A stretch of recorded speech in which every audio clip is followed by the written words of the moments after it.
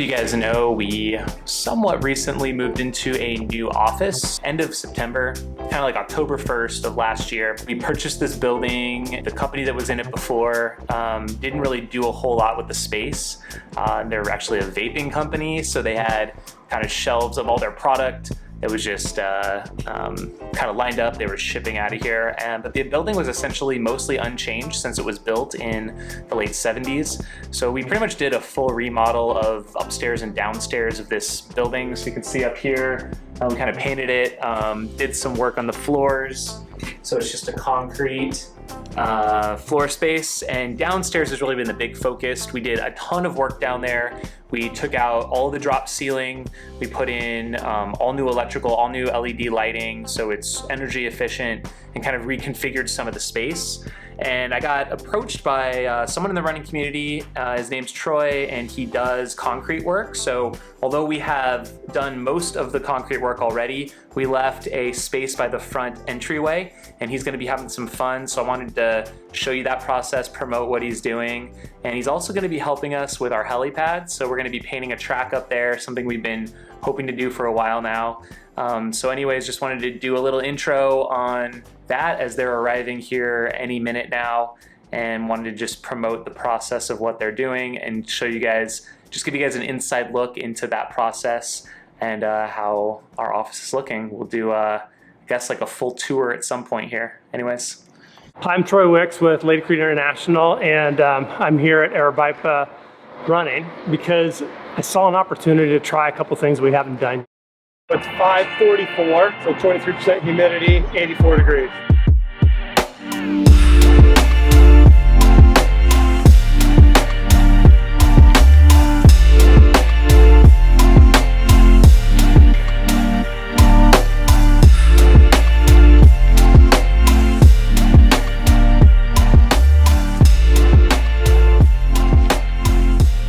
This is sitting on a metal pan, and so all that moisture sits underneath there, and as it heats up, it's going to pull the moisture up and pop the coating off. So what this does, this is a vapor material that'll hold the moisture down so that all the coatings are protected from it. So it gives it a chance to, even if the water wants to come up, it won't pull the coating off.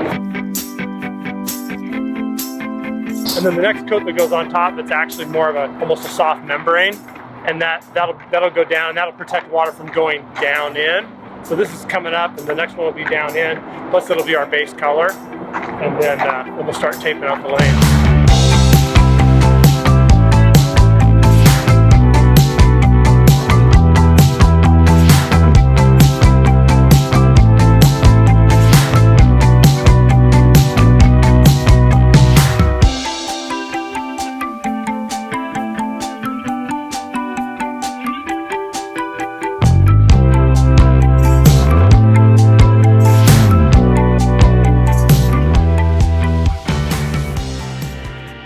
Scratched on the dinner table last night. Basically, we're going from the entry door over to the far corner, and we're kind of mimicking a deep water river, for lack of a better term.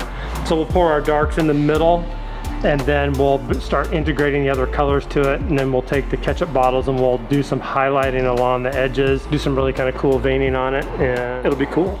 Every time's different. It's definitely not cookie cutter, but it looks pretty cool. So we're gonna do a metallic coat, and because it's a metallic coat, we always do a black background. So that way if you see the imperfections on the floor, those won't show through at all. So by us just basically giving us a flat background, it gives us control so that we have exactly what we're expecting.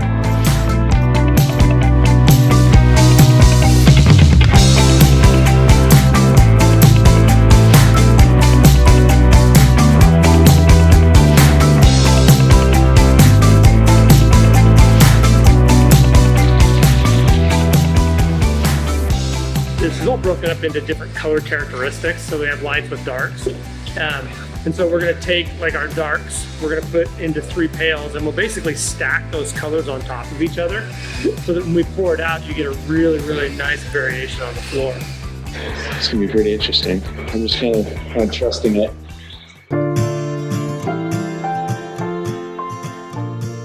This is our epoxy. And so basically it'd be a clear if you just put it down on the floor like you have right here. but we're putting in our metallic pigment inside of it, and that's where you're going to get all your color from. So basically, the metallics are floating in that thickness of it. And our intention is we leave it really thick, and we're going to pour it in ribbons, and those ribbons will slowly spread out, and that's where you're going to get a really natural look out of it. It's a simple process. You know, a lot of times we'd actually use a roller to spread it out, but by pouring it out, you get a lot more natural look to it. We'll just use these to make, and then we'll pour the blend into the 5s and then go. Yep. Right. Sounds like a plan. We got to draw it out, right? Yep.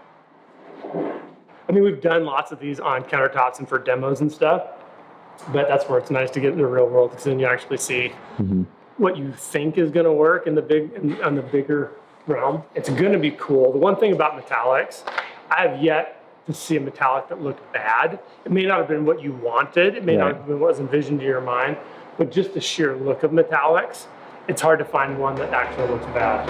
It's going to be cool. Very cool.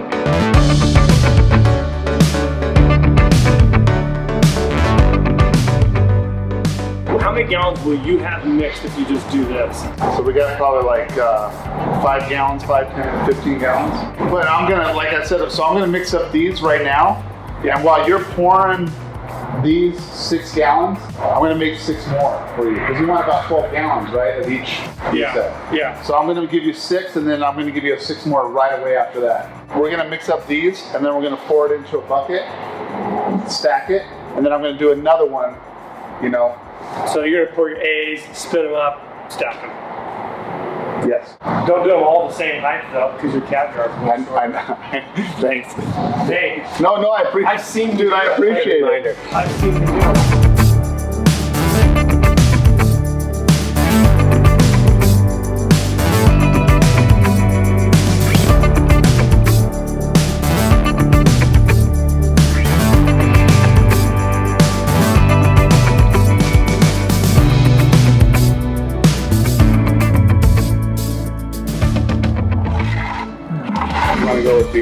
The blue one first. It doesn't make any difference. But when you get to the bottom of the pour, that's all you get. So you don't want the same base all the way across.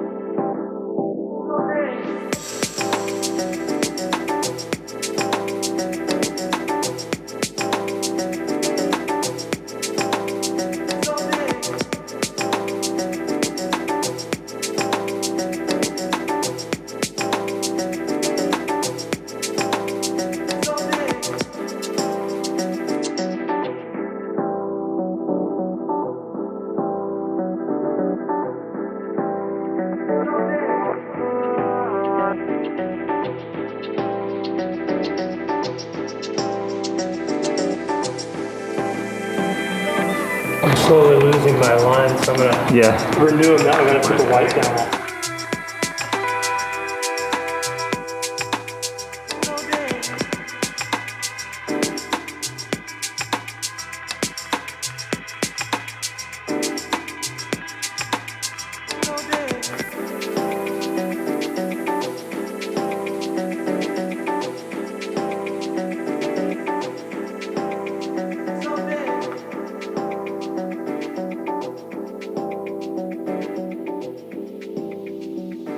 So this is isoporic alcohol. It kind of makes an effect. You know, we started off knowing what we wanted, and then it gave us what we got. So it's one of those things where you can plan, but the cool thing about metallics is they have a mind of their own. So we basically laid everything out, and right now Steve's putting down a dispersing agent, which is giving us that moon crater or kind of a hammered copper or aluminum foil look to it.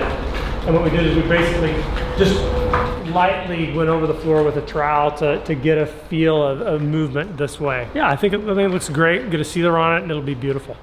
And it's gonna soften up, which means that the hard corners of the color will just kind of blend down as it sets up. So it just keeps getting better.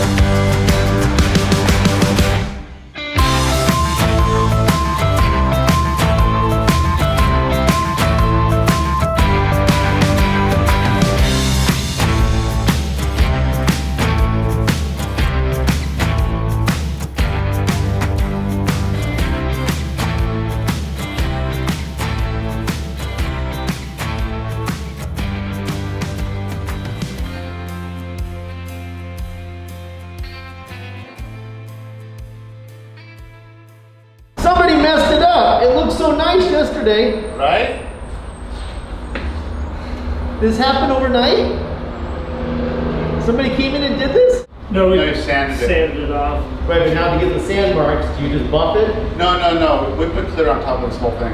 And the clear will get rid of the sand Yeah. lines? Yep. Yep. Okay. Sure does. It's coming back to life.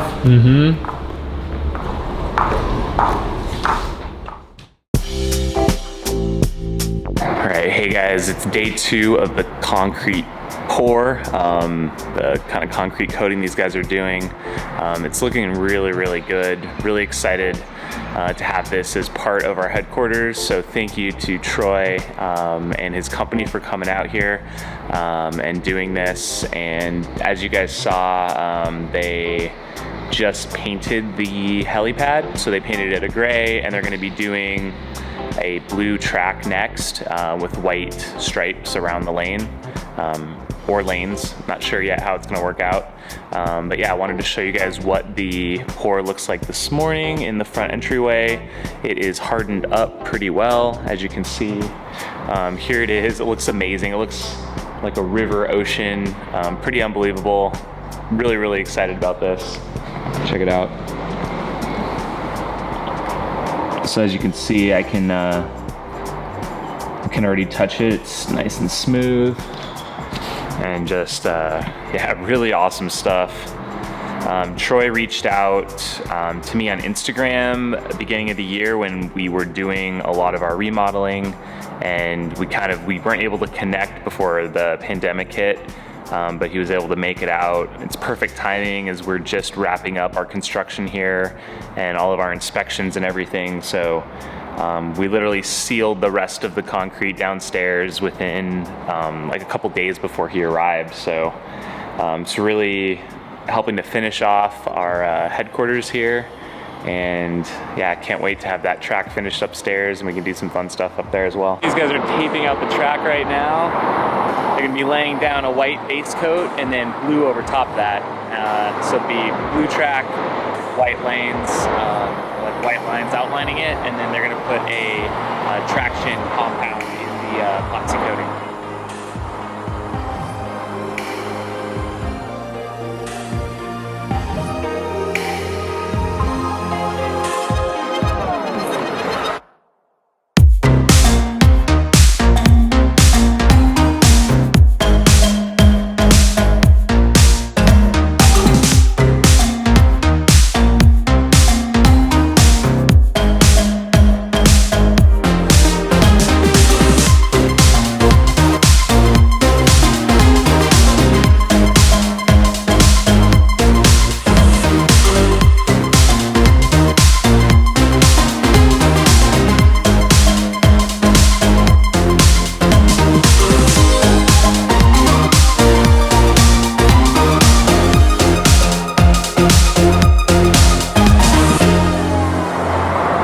the anti-stick stuff.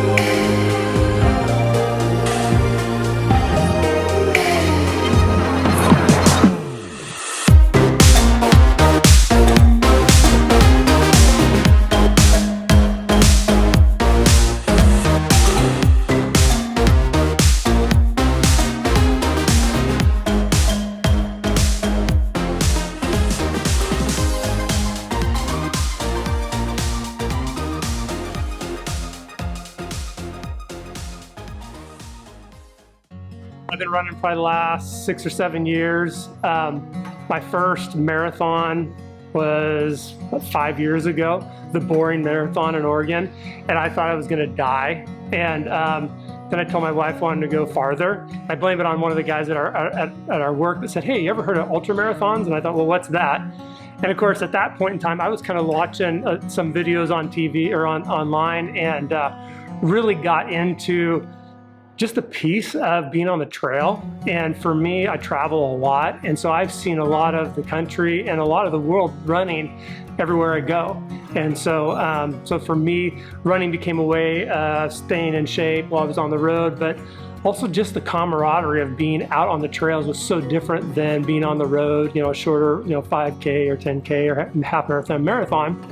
But just running in the ultra scene was just a lot of fun. I really jive with a lot of the people that are there. You know, Jamil, yourself. I'm friends with other ultra runners that just have a deep background of passion for it, and it's something I'm really passionate about too. And I try and drag everybody I can into it.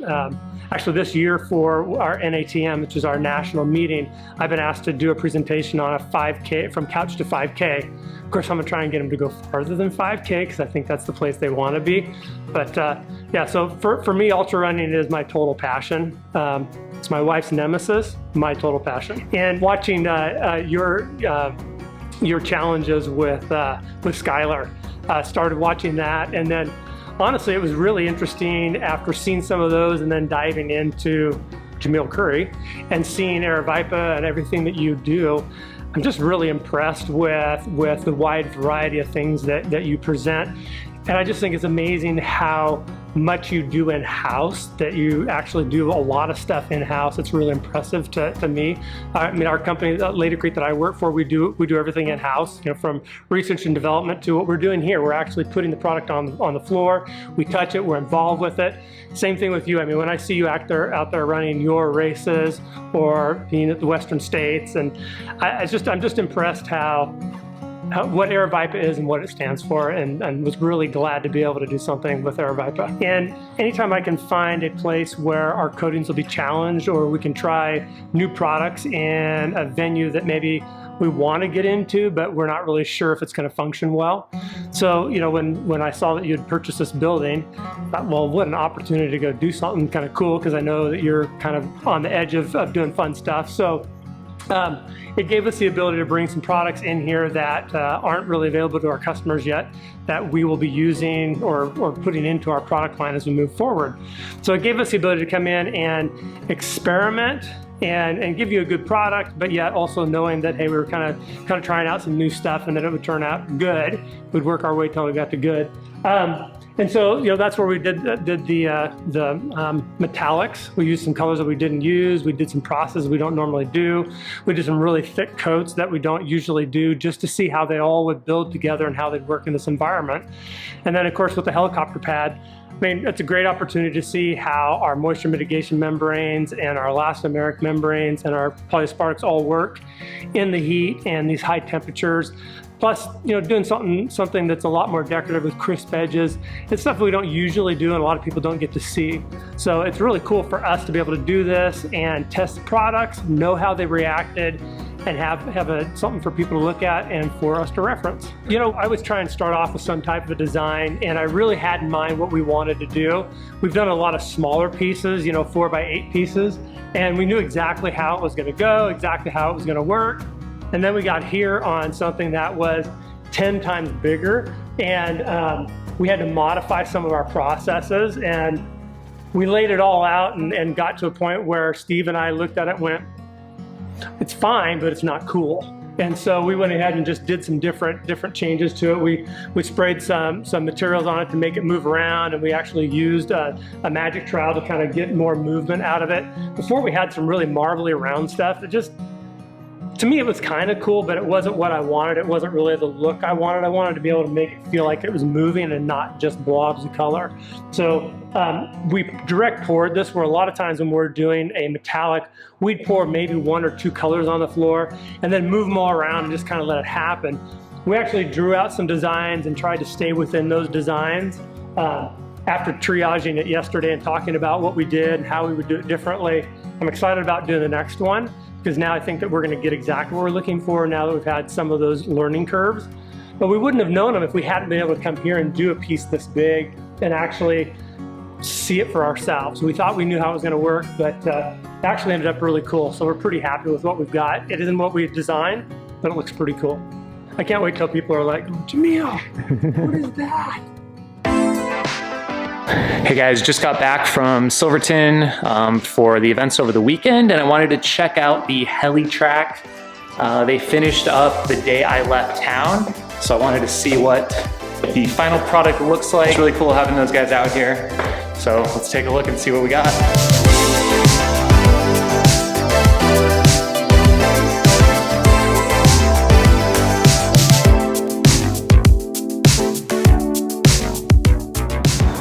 All right, my first look at it here. Wow, this is so cool. Check this out. Look at this texture. As you can see, they even got the start finish line here. And we also had this measured. So our friend and race director, he's also a USATF certifier of race courses, Joe Gallopi, came out, and we're going to be officially USATF certified for this track, for this course. It's gonna be 25.349 meters. That comes out to be like 63.5 laps to the mile, or 198 for a 5K. Well, I guess I better take it for a spin, huh?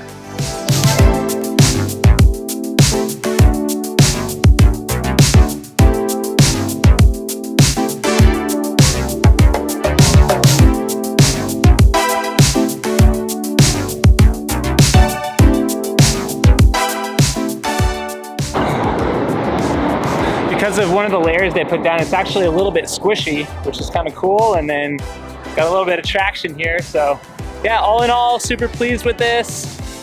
Stay tuned, we'll probably be doing some sort of races or competitions, some fun stuff, maybe 1 mile time trials, I'm not sure, but it should be a good time. Anyways, thanks for checking this out, guys. We'll have some more videos about our new headquarters soon. Be well, talk to you later.